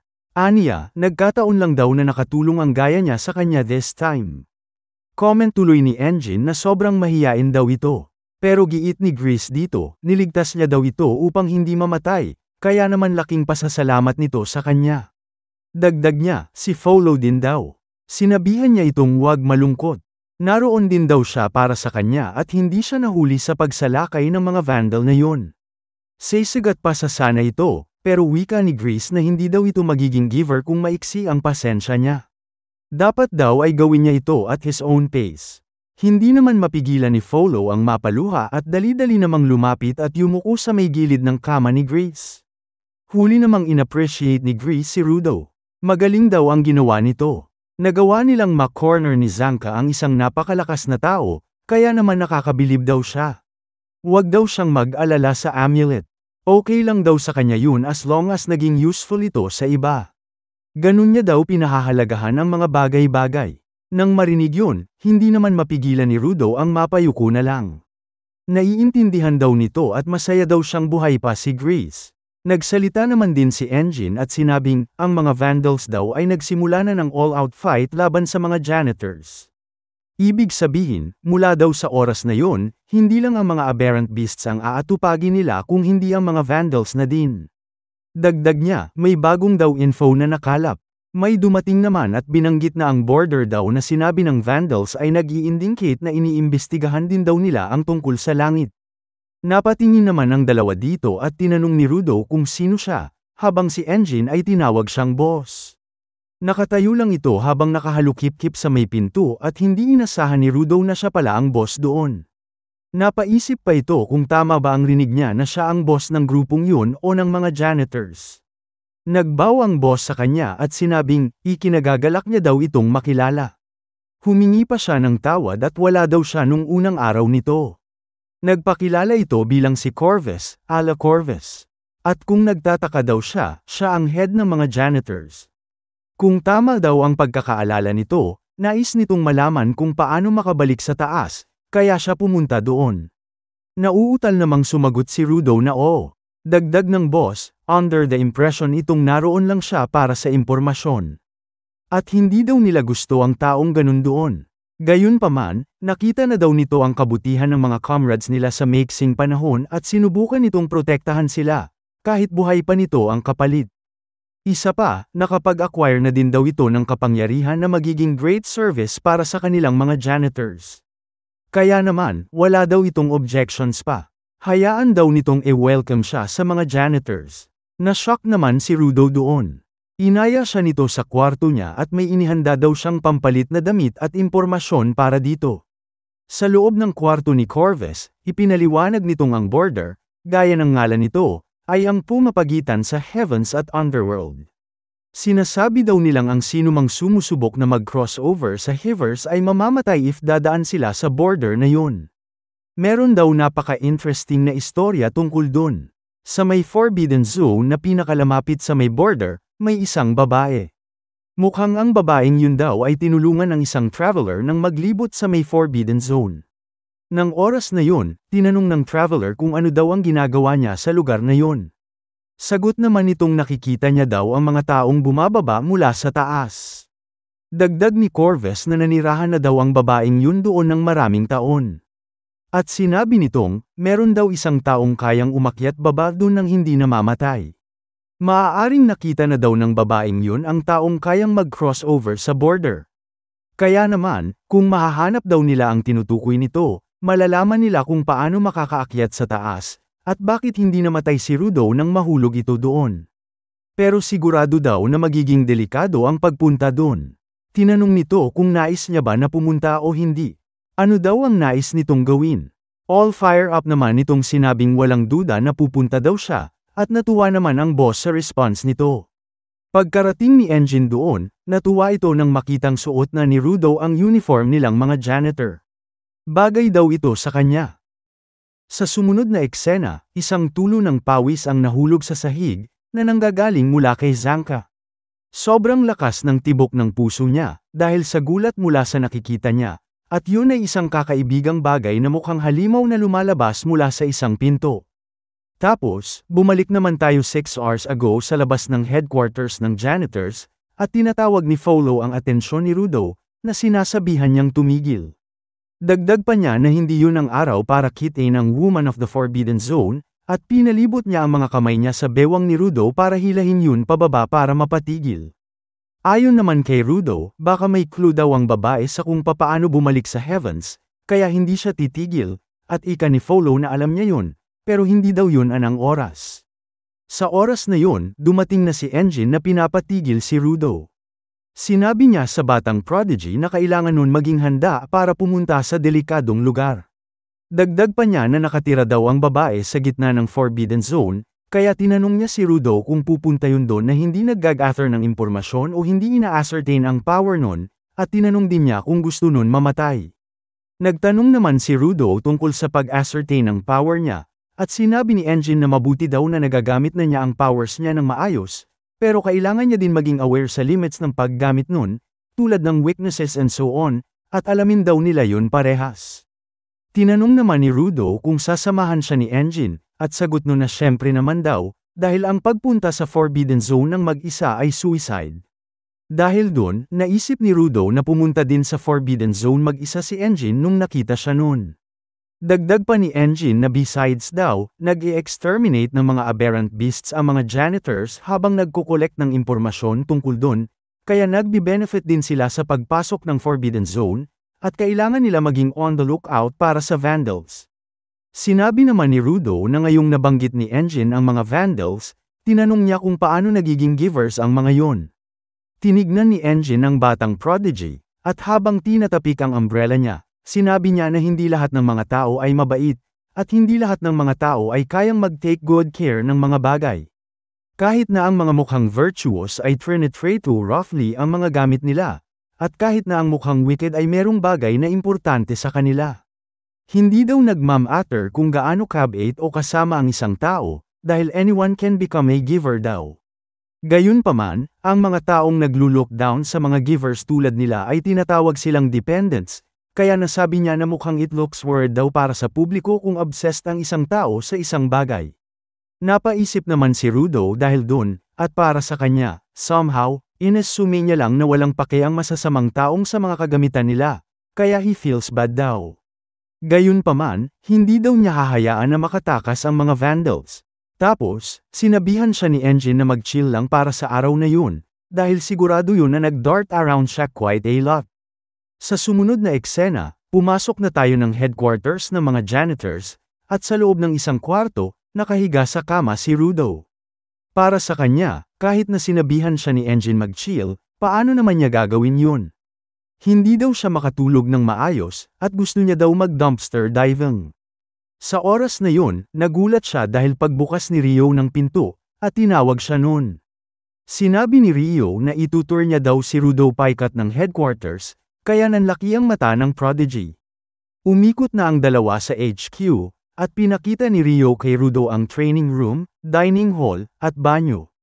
Sinabi ni Rio na medyo shabby yun pero hindi ba daw yun pretty much extensive, at sagot ni Rudo na so much more daw yun kumpara sa nung nasa heaven pa siya. Tinanong siya ni Rio kung kamusta naman ang buhay niya dun, kaya sinabi niya na sinasamahan niya si Recto na tumingin sa scenery, naghahanap siya ng basura, at nababyuli siya. Dahil dun, nasabi ni Rio na meron din palang bullies sa taas, at pabiro niya pang dinagdag na wag daw mag-alala si Rudo dahil meron din bullies dun. Tapos tinanong niya kung anong klaseng pagkain kinakain nun, at sagot nun na mga bagay daw tulad ng bread at soup, kaya tinanong naman niya kung how about sweets naman. Tinanong ni Rudo kung sweets ba daw, at sagot niya na oo daw. Sinabi ni Rudo na ang mga mayayaman lang ang pwedeng kumain ng sweets, at ayon kay Rio, meron daw sila ng mga yon. Nginitian niya si Rudo, at muli niyang sinabi sa mas seryosong tono na meron silang sweets. Pumasok silang dalawa sa kwarto na may double doors, at mukhang shocked na shocked si Rudo sa nakikita niya, habang sinasabi ni Rio na merong mga tao dun sa baba na tinatawag na food vendors. Madalas daw bumibili sa kanila ang mga janitors, at ipinakita na ang ikinagulat ni Rudo ay isang bowl na puno ng sweets. Tinanong naman sila ni Engine kung pumunta ba sila doon para kumain ng sweets, at sagot ni Rio na oo daw, dahil hindi pa nakakakain ng ganun si Rudo. Ika naman ni Engine na wala siya masyadong alam tungkol sa heaven, pero ang sweets doon ay mas sikat pa sa drugs, kaya nakakatakot kung ma-addict doon. Sinabi ni Rudo na sobrang dami daw ng pagkain para sa mayaman, at ayon naman kay Engine, sobrang lala daw ng pollution doon sa baba na mahirap mag-grow ng plants. Pero tinipon ng food vendors ang givers na nag-specialize sa pag-prepare ng food, at baka ang mga yun ang rason kung ba't sila nakakuha ng better supply ng sweets dun sa baba. Sinabihan na ni Rio si Rudo na kumuha ng sweets, kaya kumuha na yun ng isang macaron. Sobrang amazed siya sa sight nun, at dahan-dahan na niya yun sinubo. Pagkakain niya nun, nag-iba ang buong mood niya, sobrang nasarapan siya dun. Tinanong niya kung ano yun, dahil sobrang sarap daw nun. Kaya nabanggit ni Rio na mas nagninibble si Rudo more than she expected, samantalang ika naman ni Engine na hooked na yun. Para naman kay Rudo, hindi pa siya nakakakain ng ganun kasarap, kaya hindi siya makatigil, pero may nagsabi naman sa kanya na kapag masyadong madami siya kinain, tataba siya, kaya nagtaka naman si Engine. Tinignan ni Rudo kung sino nagsabi nun, at yun ay isang tao na nakasuot ng jumper at gumagamit ng pacifier.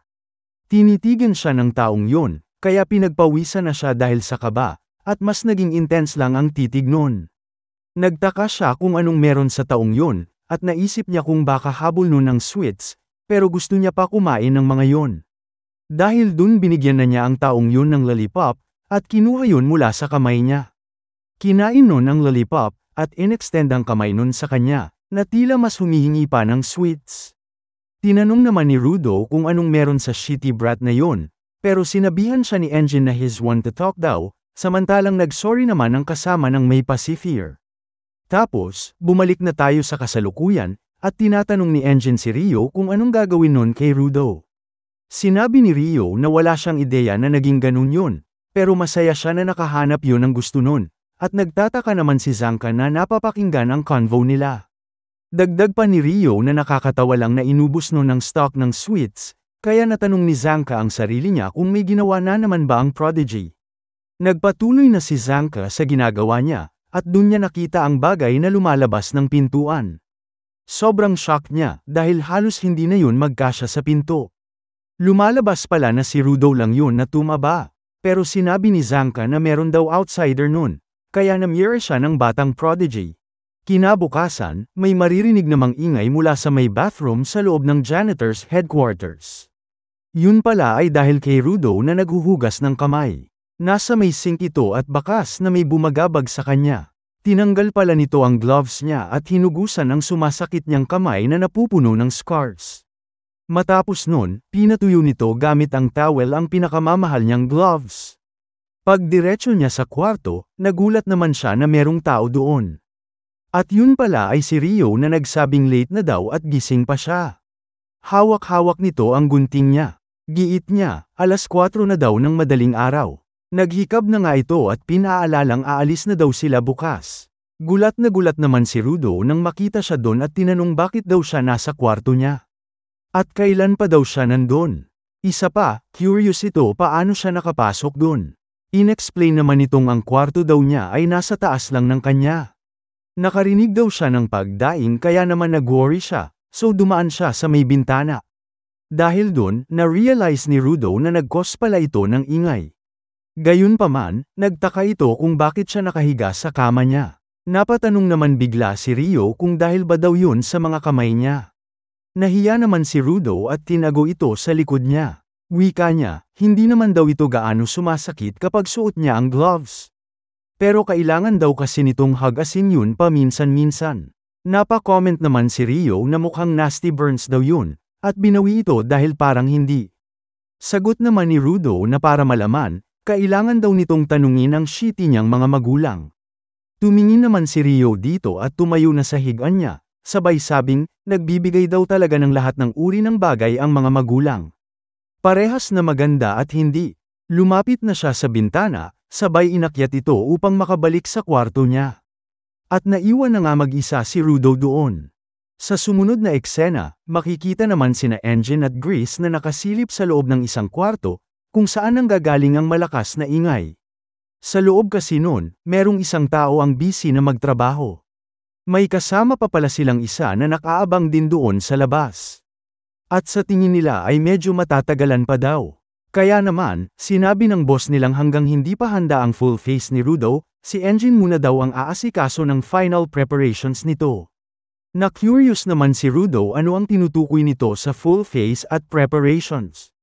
Kaya't ipinaliwanag ni Engine na silang mga janitor daw ay may required na suotin kapag pumupunta sila sa mga forbidden zones.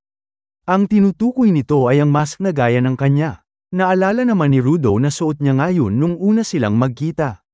Doon daw kasi, may sarili silang artisan, at sila din ang gumagawa ng mga damit nila. Pero kung bibigyan daw nila ito ng deadline, nagpo-procrastinate sila at walang natatapos, kaya naman, hinahayaan lang nila itong gumawa at their own pace. Samantala, napagalitan naman si Zanka dahil masyado niya itong minamadali. Kaya naman, sinabi ng boss na hanggat hindi pa daw ito natatapos, in simple terms, gagamit muna si Rudo ng good luck charm. Napatahimik naman ang dalawa nang sabihin niya yun. Sinabi naman ni Semyo na hindi daw kasi nila masasabi ano ang mangyayari sa Forbidden Zone. The moment na makatapak sila ng basura, boom! Hindi daw kakaiba para sa mga tao ang mapatay ng aberrant beasts. At para maiwasan ito as much as possible, gagamit daw siya ng ability ng certain giver. Kakailangan niyang papinturahan ito sa kanya. Nagtaka naman si Rudo sa sinabi nito. Dagdag ni Semyo, hinayaan lang ng boss nila ang giver na yun na gawin ang nais nilang gawin. Kaya naman, bumibisita lang sila sa mga janitors paminsan-minsan. Gayunpaman, hindi na daw nito sila napapansin lately. Maaaring naging busy daw ang mga ito. Sagot naman ni Engine na kung nandun lang daw sana sila, hindi niya nakakailanganin pang umalis every time. Napatanong tuloy si Rudo saan daw ba sila pupunta. Ngumiti lang si Engine dito at sinabing, sa City of Graffiti daw, ang Canvas Town. Ipinakilala naman nito sino-sino ang mga miyembro na sasama daw, para sa search nito sa babaeng nasa Forbidden Zone. May mga janitors at supporters na kabilang dito, at 7 sila in total, 8 kasama si Rudo. Mula sa Akuta, sina Zanka at Rio. Mula naman sa Eager, sina Delman at Tamzi. At ang mga supporters na kasama nila ay sina Gross, Folo at Tom. Kadalasan daw ay meron silang grupo ng 5 supporters. Pero dahil pupunta sila sa isang forbidden zone, dapat ay magdala silang ng unting supporter na walang abilities at mas maraming givers. Bigla namang may sumigaw at tumawag kay Rudo, bagay na ikinabahala nito. Yun pala ay si Delman. Narinig daw nito ang istorya ng buhay niya at kakilakilabot daw ang pinagdaanan nito. Hinding-hindi daw nito mapapatawad ang mga gumagawa ng masasamang bagay sa mga kasamahan nito. Gustong-gusto daw nito ang mga passionate, at sa tingin niya ay eager din ito. Pinatitigil naman ito ni Tamzi at binanggit na dinala daw ni Engine si Rudo. Ibig sabihin nun ay nabibilang ito sa Akuta. Humingi naman ito ng paumanhin kay Rudo kung kinabahan siya doon pero ang totoo ay mabuting tao daw si Delman. Ngunit giit niya, masasabi nitong gusto niya rin daw ang mga passionate na mga tao. Nakisali naman si Engine at sinabing, since naroon na daw siya, bakit hindi ay parinig ni Delman kung gaano ito ka-passionate. Clueless pa din si Rudo doon, habang tinakpan na ni Zanka ang tenga nito. Kaya naman, muling sumigaw si Delman at idineklarang, aalis daw sila at pupunta sa Canvas Town. Na-shock naman si Rudo dito. Buong lakas na sinigaw ni Delman na maaaring matarik at mahirap man daw ang dadaanan nila. Gayunpaman, hindi daw sila pwedeng mag-give up. Kung bakit, yun daw ay dahil sila ang mga janitors. Napasigaw naman at all support ang mga kasamahan nito. Samantala, habang sobrang lakas at all fired up ito, si Rudo naman ay nanginig at hindi inasahan ang passion nito. Pero ang mga kasama nito sa grupo ay sinabayan ang energy ni Delman, kaya't napasabay na din siya. Ilang saglit pa, makikita na bumiyahe na nga ang kotse na siyang ginamit nila paalis. Nakasakay ang grupo doon at nasa harap nito sina Engine at Delman. Ipinakita naman ng isang lalaking nagkakalog ng spray paint nito, para gamitin upang gumawa ng graffiti. Dalawa silang naka-hoodie ang gumagawa ng art sa may dingding. Humaharurot naman ang sasakyang lulan ang mga janitors sa direksyon nila, at sa sobrang bilis nga nito ay nagulat ang mga artists. Gumwang ang hagdan kung saan nakaupo ang isa at muntik na nga itong mahulog. Buti na lang at nakakapit ito. Sumigaw naman sila at sinabihan ng mga nasa sasakyan na tumingin daw sila sa dinadaanan nila, dahil kamuntikan na itong madali dun. Nag-sorry naman ang driver dahil dun. Diretso lang sila sa paglalakbay, hanggang sa mapansin ni Rudo ang kakaibang lugar. Nanlaki ang mga mata nito nang makita ang pupuntahan nila. Kakaiba ang hugis nito at tinatawag na Canvas Town. Matapos mag-park ay bumaba na nga ang mga janitors doon. Hindi pa din may alis sa mukha ni Rudo ang pagkamangha sa lugar na yon. Napatanong siya kung ang lahat daw ba ng city doon ay ganun ang hugis. Sagot naman ni Tamzi na karamihan daw ng malalaking syudad ay hugis dome. Yun ay para maprotektahan ito mula sa kung anuman ang itinatapon mula sa kalangitan. Nagtaka naman si Rudo sa nabanggit nitong itinatapon. At giit ni Tamzi, tama daw, ang mga basura ang tinatapon ng kalangitan. Karamihan daw ng mga hindi kayang manirahan sa syudad ay napipilitang manirahan in the open. Bilang resulta, nakakrush sila ng ulan ng mga basura. Dagdag niya, huwag daw masyadong isipin ni Rudo yun. Kasalanan daw ito ng mga taong hinahayaang mangyari yun. Meron namang ibang tao doon na tak-ang-taka. May kasamahan nito at tinanong ano daw ang ginagawa niya. Sagot nitong may something daw nakakaiba sa city na yun. Pilit siyang pumapasok sa gate pero tila may invisible barrier ito. Sobrang lawak at bukas naman ang pinto, pero hindi daw ito makapasok doon. Hindi naman makapaniwala ang kasama nito kaya't sinubukan niya din. Tak-ang-taka sila sa kung ano ang nangyayari. Nang naglakad naman sina Engine at ang iba pa, diretso lang sila at walang naging problema, bagay na ikinagulat ng dalawa. Nagulat naman si Rudo nang masaksihan yon. Sinabi ni Engine na okay lang daw si Rudo at pumasok lang siya. Curious ang dalawa kung paano. Ipinaliwanag ni Engine na malaya daw silang makalabas-pasok doon as long as wala itong weird tensions doon. Napakaraming mga matataas na gusali sa loob ng Canvas Town. At sa bawat sulok ng lugar, makikita ang mga iba't ibang art sa paligid. Napamangha naman si Rudo dahil sa mga drawings na yun. Comment naman ni Rio na lagi daw talaga siyang naa-amaze sa lugar. Marami man daw ang mahilig magpinta at gumuhit sa kung saan-saan, marami din daw ang mga taong hindi ito gusto. Kaya naman, nabuo ang Canvas Town, para ang lahat ay malayang makapag-draw at paint. Binanggit naman ni Zanka na parami daw ng parami ang mga drawings sa tuwing pumupunta siya doon. Totoo ngang ang buong town na yun ang canvas nila. Sinabi naman ni Rio na ayon kay Corvus, ang lugar na yun ay dating tinatawag na City of Arts. Samantala, sinabihan naman ni Tamzi si Delman na nalagyan daw ito ng pintura, at nagtaka naman siya dun. Habang naglalakad, na-curious si Rudo kung pumunta lang ba daw sila dun upang tumingin ng art. Itinanggi ito ni Engine at sinabing, naparoon daw sila upang kitain ng isang giver mula sa lineage ng mga artists na doon nakabase. Ang ability daw kasi nito ay may kapangyarihang maglagay ng talisman sa mga bagay na pinipintahan niya. Sinubukan naman itong maghanap ng illustration upang mas madali itong maipaliwanag. Tinuro nito ang art sa dingding at inihalimbawa. Kunwari na lang daw pwede nitong gawin na ang unang atakeng gagawin sa dingding na yun ay mawawala ng bisa. Nilalagyan daw kasi ng giver na yun ng feelings o meaning ang pinipintahan niya. Hindi naman siya sigurado kung tama ba ang mga sinabi nito. Naalala naman nito ang dalawang lalaki kaninang nagpupumilit pumasok pero hindi nila magawa. Yun daw ay dahil sa ability ng giver na yun na ginamit niya sa outer wall ng town. May charm ito na pumipigil upang makapasok ang mga taong may masamang intention.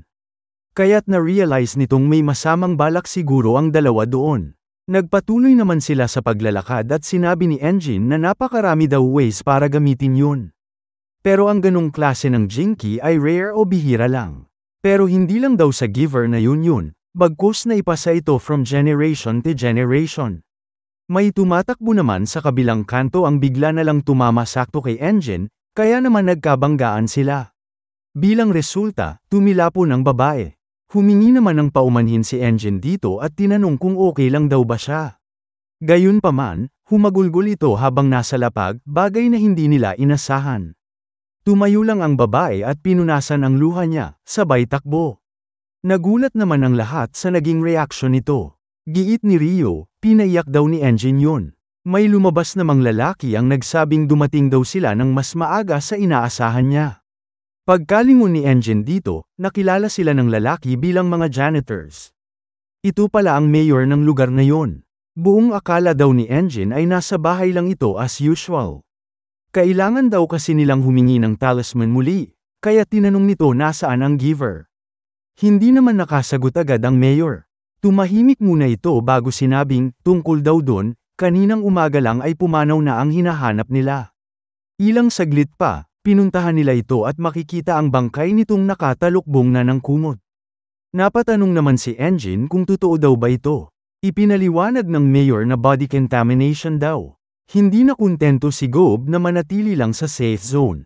Kaya naman, pumunta ito sa contaminated zone para mag-draw. Mukhang gustong-gusto daw nito ang pagdo-drawing doon na tinatanggal niya ang mask niya ng maraming beses. Hindi naman ito matanggap yun, matapos daw ang napakaraming warning sa kanya na isuot ang mask niya. Napatitig na lang si Engine dito sabay lumuhad sa may gilid ng kama. Nang masaksihan ito ni Rudo, tila nabahala siya. Humingi ng tawad ang mayor na nangyari daw ito saktong kada rating lang nila. Sagot naman ni Engine na okay lang daw sila. Nang mapansin ni Tamzi si Rudo, sinabihan niya itong huwag daw magpadala doon. Common daw na cause of death yun doon. Gayunpaman, tila pinagsakluban nito ng langit at lupa dahil doon. Tinanong ng mayor kung makakapaghintay daw ba sila para sa charm. Pero wika ni Engine, huwag na daw silang alalahanin nito. Hindi naman nila kailangang magmadali. Habang tumatayo, sagot naman ng mayor na nakapagdesisyon na daw sila. Napili na nila ang taong magmamana ng jinky na pinagpasa-paahan na ng ilang gin rations. Ipinakita ang batang babae na umiiyak kanina, na nakaupo lang sa kabilang gilid ng kama ni Gob.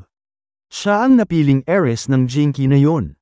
Pero giit ng mayor, meron daw silang problema. Dagdag niya, ang mga tagapagmana daw ay palaging pinipili ng nakaraang generation. Hindi alam ng mayor ang criteria upang piliin sila, whether kailangang magaling ba magpinta o gumuhit, o something na mas malalim pa doon. Gayunpaman, ang Chosen One daw ay naa-awaken ang ability bilang giver, kapag namana na nila ang Penjinki na hawak nito. Matapos nun, magsisimula na nilang i-dedicate ang sarili nila sa trade nila bilang Charmcaster. Ipinakilala nito ang batang nandoon na si Remlin Tizarp. Siya daw ang kinilala ng predecessor niyang si Gob bilang ang susunod na Charmcaster. Hindi pa din tumutigil ito sa pag-iyak. Sinabi ng mayor na para sa isang taong nagpipinta pa din, tunay na malaking karangalan daw ang ma-take over ang Penjinki na yun. Gayunpaman, sobrang bata pa daw nito. Masasabi kasing ang Charmcaster ang feature para sa City of Graffiti. At hindi ito sigurado kung kaya niyang ma-handle ang pressure. Tinitigan naman ito ni Rudo. Dire-diretso lang ito sa pag-iyak, at nabahala si Rudo para sa kanya. Nagulat naman si Folo na meron palang nagiging giver ng ganun lang kadali. Alam kasi nilang ang mga thing ay hindi nagiging jinky unless aalagaan muna ito over time. Pero ang taong giver by nature ay pwede palang maging yun kapag nakakuha sila ng jinky, kahit na hindi sa kanila yun. Yun lang, depende daw kung gaano kataas ang quality ng jinky. At gaya daw ng sinasabi ni Zanka, talent din yun. At bago ang talent, bibihira daw ang jinky succession. Napaisip naman si Rudo nang marinig yun at napatitig sa gloves na suot-suot niya. Muli, nag-sorry ang mayor kay Engine na matatagalan daw sila this time.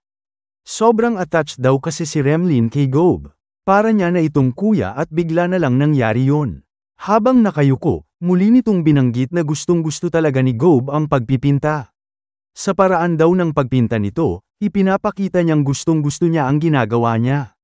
Whether request man yun ng iba, o hindi. Inamin niyang hindi niya kayang mag-paint, pero naging mayor daw siya ng town na yun upang ma-preserve ang site na yun. Inalala naman ni Engine na si Gob nga daw ang tipo na pupunta at aalis mula sa mga cleaners para magpinta sa sarili niyang kagustuhan. Inalala nito noon nang makita siya ito. Nang hinayang naman si Engine na hindi na nito makikita ang pagngisi nito kapag tumatakas siya. Lahat naman ay nabalot ng kalungkutan dahil sa pagpanaw nito. Well, since magstay sila sa town na yun ng matagal, magsha-shopping na muna daw sila at magpapahinga.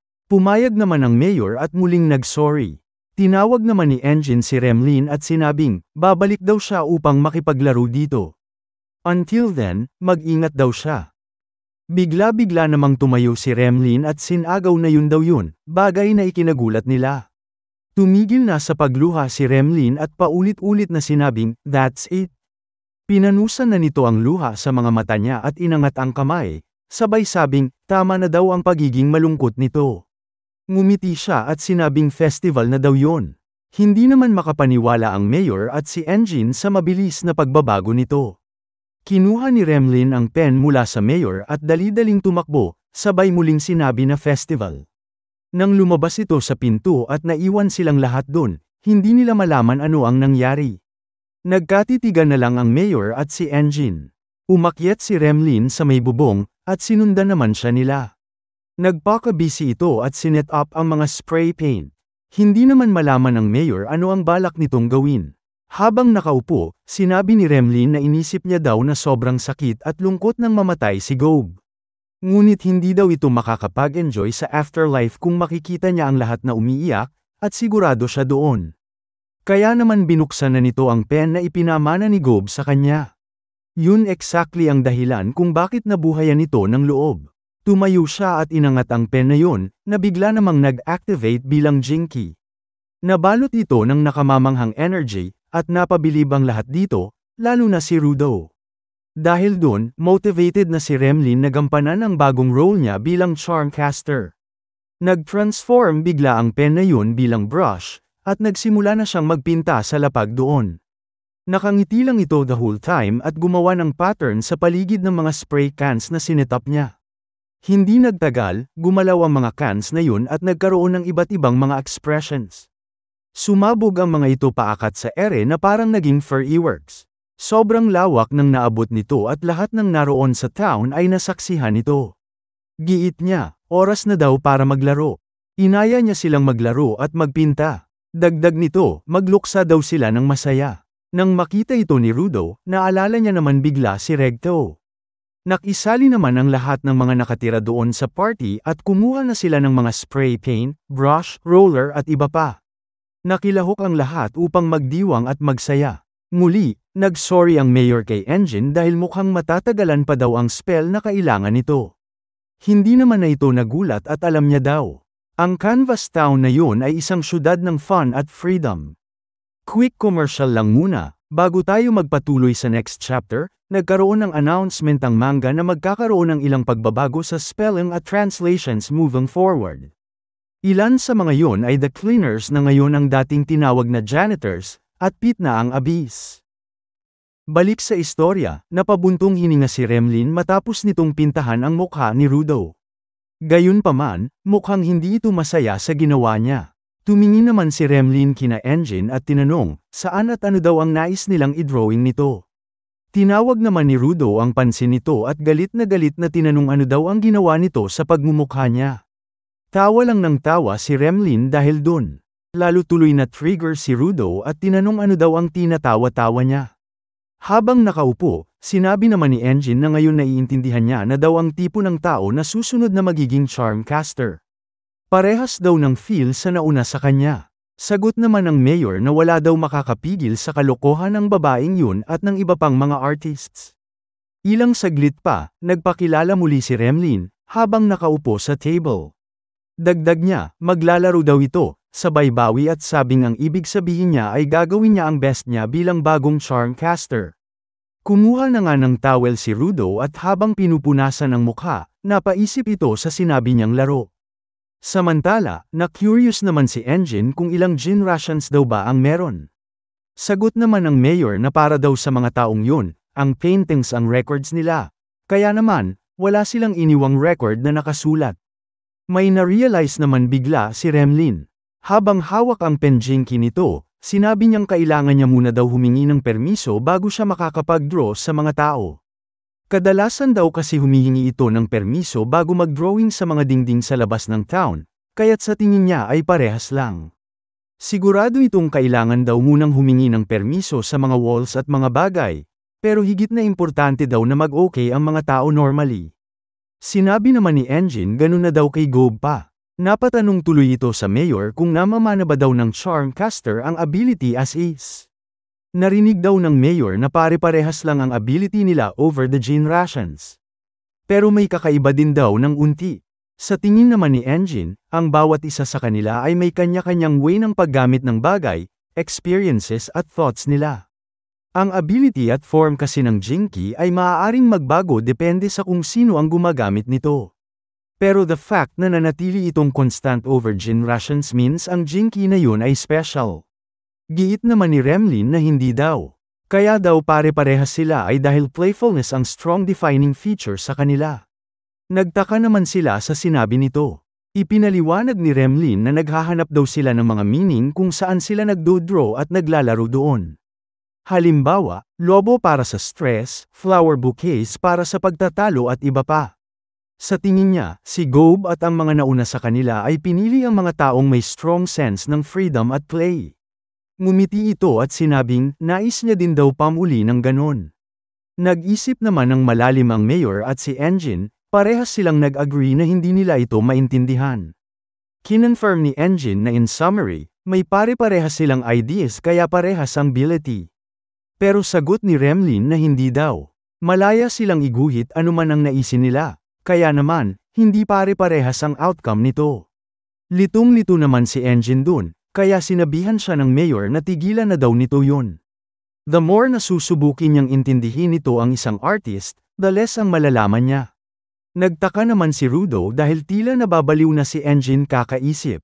Hinubad ni Rudo ang damit niya at ang request ay pag-aani ng malakas na pinsala ng isang beses lamang.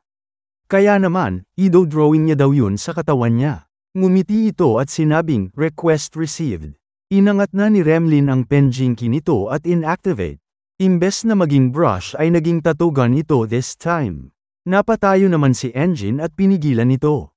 Hindi siya makapaniwalang itatato niya yun kay Rudo. Napasilap tuloy ito sa likod niya. Napasigaw tuloy ang mayor na seryosohin daw ito ni Remlin.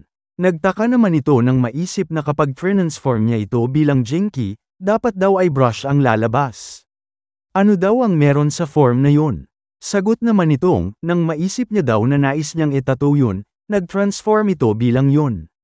Nais daw nitong gumamit ng iba't ibang mga art tools. Gulat naman sila. Bukod kasi sa casting charms, may abilidad din pala itong mag-materialize ng art tool na nais niya.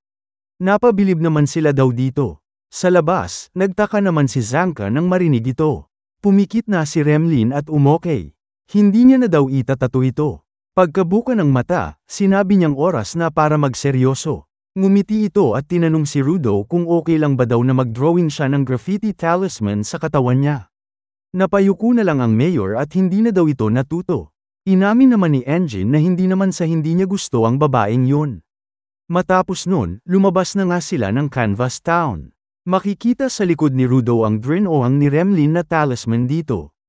Nang ihatid sila sa may pinto, sinabi ni Engine na may utang daw sila sa mayor at kay Remlin. Giit naman nitong wala daw yun. Humingi pa nga ito ng tawad dahil sobra daw ang ibinigay nitong problema sa kanila. Alam naman ni Engine na mahirap daw na nag-draw ito sa kanilang siyam. Kaya't pinuri nito ang halatang pagod na si Remlin at sinabihang ayos daw ang ginawa nito para sa first time niya.